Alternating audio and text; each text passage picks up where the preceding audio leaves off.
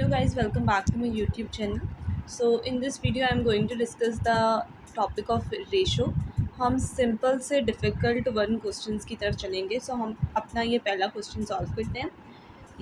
आपको पता है ये फ्रैक्शन फॉर्म में और ये सिंपल नंबर फॉर्म में. पहला डिफरेंस ये आ गया.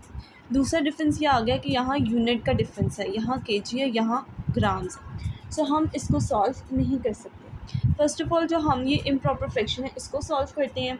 इसके अंदर हम लोगों ने क्या करना होता है कि जो डिनोमिनेटर होता है उसको मल्टीप्लाई करना होता है ये वाली टर्म के साथ, और यहाँ पे हम लोगों ने ऐड कर लेना होता है.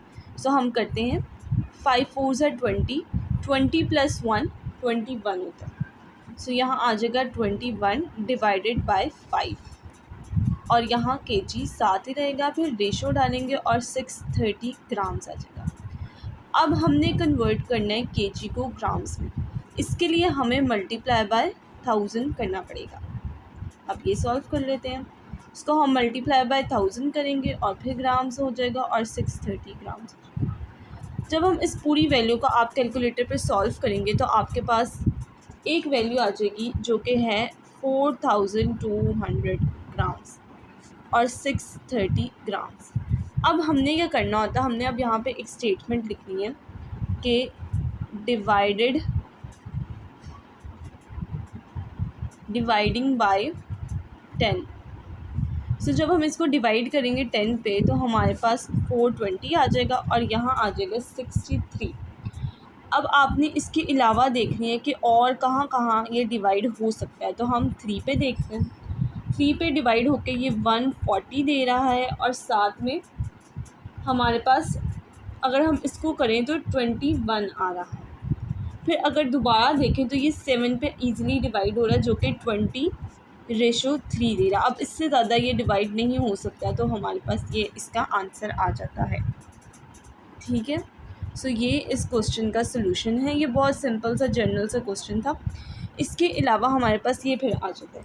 अब आपने जो है ना, सबसे पहले तो इसको अभी आप थोड़ी देर के लिए छोड़ दें और इसको देखें. आपने वही वाला मेथड करना है. इसको मल्टीप्लाई करना है, इसको यहाँ ऐड कर देना है. 30 में 5 ऐड हम करते हैं तो हमारे पास क्या आता है. ठीक है, यहाँ पे एक मसला है. यहाँ पे 16 था, तो 16 को जब आप मल्टीप्लाई करते हैं 3 के साथ और उसको अंदर 5 ऐड करते हैं तो यहाँ पे हमारे पास आ जाता है 53 डिवाइडेड बाय 16.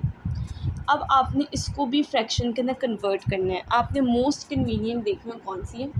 आपने जो है वो अपने कैलकुलेटर पे ये करना शुरू कर देना है कि 2 डिवाइड बाय 3 करेंगे तो हमारे पास क्या आएगा.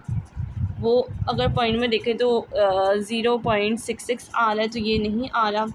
इसी तरह जब आप प्रैक्टिस करेंगे तो आपको पता चल जाएगा कि 3 divided by 4 which is equals to 0.75. अब हम इसको क्या करेंगे, रिप्लेस कर देंगे. हमारे पास 3 divided by 4 ratio 53 multiply by 16. अब इसको और सिंपल वे में फॉर्म करने के लिए हम ये कहेंगे मल्टीप्लाइंग 3 डिवाइडेड बाय 4 बाय 4, ताकि हमारे पास बहुत आराम से ये क्वेश्चन सॉल्व हो जाए. ठीक है. अब हमने क्या करना है, डिवाइडेड बाय जब हम 16 करेंगे तो हमारे पास 12:53 आंसर आ जाएगा, विच इज़ दिस. और ये हमारा आंसर के साथ. आपको पता चल गया है. ये बहुत ही ज़्यादा सब में एक ही तकरीबन मेथड हो रहा है कि आपने डिवाइड करना है तब तक जब तक वो जो है वो डिवाइड हो रहा है. अब इसके अलावा हम थोड़े से और क्वेश्चंस देख लेते हैं ताकि जो हमारे क्वेश्चंस हैं वो अच्छे तरीके से क्लियर हो जाए. यहाँ पे ये पॉइंट फिर आ गया है. आपने जो है वो इसको डिवाइड कर देना है. पॉइंट को ख़त्म करने के लिए आपको पता है हम पॉइंट को कैंसिल करके जितनी आगे डिजिट्स होते हैं उतने ही ज़ीरो जो है डिनोमिनेटर्स में मल्टीप्लाई करवा देते हैं. 3 डिवाइडेड बाय 4 kg. अब ये थोड़ा काबिल कबूल लग रहा है कि कोई सारे फ्रैक्शन में और ये नंबर्स में तो आराम से हो सकते हैं.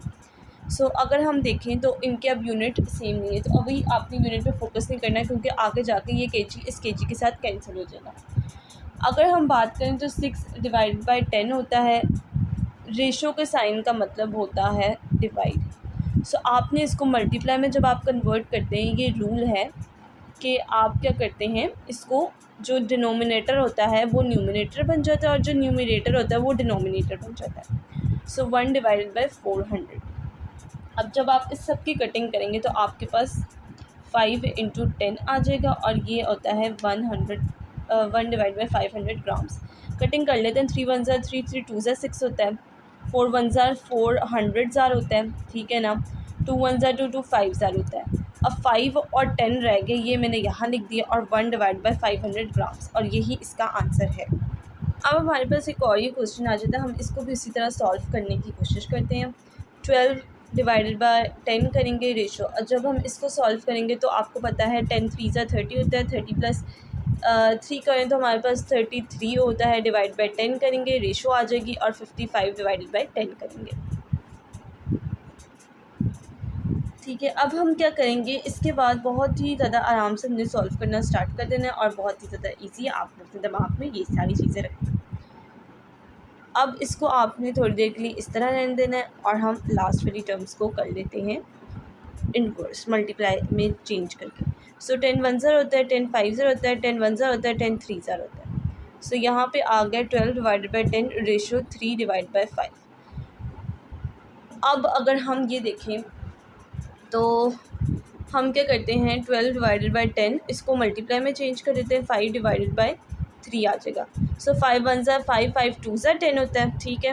3 1 ज़ार 3, 3 1 ज़ार 3, 3 2 ज़ार 4, 2 3 ज़ार 6, 2 4 ज़ार 8। अगर हम 12 डिवाइडेड बाई 3 करें तो वो 4 पे आती है, यस राइट, ठीक है ना। अब 2 1 ज़ार 2 और 2 2 ज़ार 4, और यहाँ पे आंसर हमारे पास आ जाएगा 2 में। सो ये वाला था सिंपल रेशो के क्वेश्चंस। इसके नेक्स्ट वाली वीडियो में हम करेंगे इससे थोड़े से डिफरेंट और मुश्किल वाले क्वेश्चंस जो कि वर्ड प्रॉब्लम होंगी। So this is the part 1 of ratio. So stay tune and like, share and subscribe my YouTube channel, and don't forget to watch the second part of this video. Thank you.